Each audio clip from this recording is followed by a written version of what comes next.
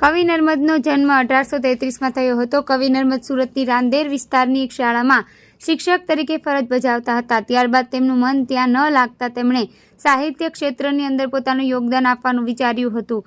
કવિ નર્મદે શરૂ કરેલી કવિતા અને તેમણે ગુજરાતી સાહિત્યના શિરમોર કવિનું સ્થાન અપાવ્યું અને તેના કારણે સુરત શહેરનો પણ આજે દેશ અને વિદેશમાં આગવી ઓળખ મળી. સુરત શહેરની ઓળખ કવિ નર્મદથી સમગ્ર વિશ્વભરમાં થવા લાગી હતી. ક્રાંતિકારી લેખક તરીકેની કવિ નર્મદની ઓળખ આજે પણ અકબંધ છે. દેશની આઝાદીની ચળવળથી લઈને સમાજના ઉત્થાનના અનેક એવા કુરિવાજોમાંથી પ્રજાને બહાર લાવવા માટે સાહિત્ય કેટલું મોટું યોગદાન આપી શકે તેનું શ્રેષ્ઠ ઉદાહરણ કવિ નર્મદે આપ્યું હતું. તેમણે લખેલા પુસ્તકો આજે પણ સમાજ માટે માર્ગદર્શક બની રહ્યા છે. વિશેષ કરીને મહિલાઓના કુરિવાજોને દૂર કરવા માટે તેમણે અથાગ પરિશ્રમ કર્યા હતા. દેશના આઝાદી સમયે તેમણે જે રીતે ક્રાંતિકારી લેખો લખ્યા હતા તેની સીધી અસર દેશભરના યુવાનોમાં જોવા મળી હતી. આઝાદીની અલગ તેમણે જગાડી હતી. તે રીતનો માહોલ સમગ્ર ગુજરાતની અંદર જોવા મળ્યો હતો.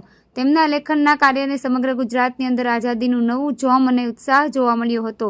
આજે પણ તેમના વિચારો સાંપ્રત સમયમાં કુરિવાજોને દૂર કરવા માટે દીવા દાંડી સમાન બની રહ્યા છે. ત્યારે આજે અનમોલ રત્ન એવા કવિ વીર નર્મદની જન્મ જયંતિ નિમિત્તે સુરત મહાનગરપાલિકા દ્વારા સૂત્રાંજલિ સાથે સહવંદના કાર્યક્રમનું આયોજન કરવામાં આવ્યું હતું.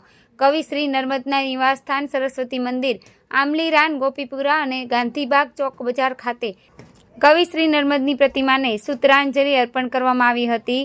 સુરતના મેયર દક્ષેશ માવાણી, 2 મેયર નરેન્દ્ર પાટીલ સહિતના મનપાના અધિકારીઓ અને પદાધિકારીઓએ સૂત્રાંજલિ સાથે સહવંદના કરવામાં આવી હતી.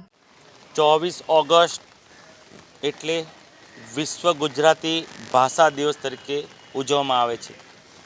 24 ઓગસ્ટે ગુજરાતના સાહિત્યકાર, કવિ, લેખક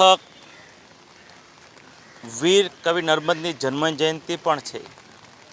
કવિ વીર નર્મદે આશરે 150થી પોણા 200 વર્ષ પહેલાં ગુજરાતી ભાષાનો પહેલી આત્મકથા પણ લખી હતી અને તે સમયે ગુજરાતી ભાષાનો ઉદય થયો હતો. તેમાં તેનો બહુમૂલ્ય ફાળો છે. દર વર્ષે અમે સૌ ચૂંટાયેલા પ્રતિનિધિઓ કવિ વીર નર્મદને દર વર્ષે સૂત્રાંજલિ કરીએ છીએ અને એમના વિચારો, એના સંસ્મરણોને યાદ કરીએ છીએ. ગુજરાતી ભાષા તે સમયે તે યુગના સર્જક હતા અને ગુજરાતી ભાષાને આંતરરાષ્ટ્રીય બનાવવામાં તેમનો સિંહ ફાળો છે. આવો આપણે સૌ વીર કવિ નર્મદને યાદ કરીએ.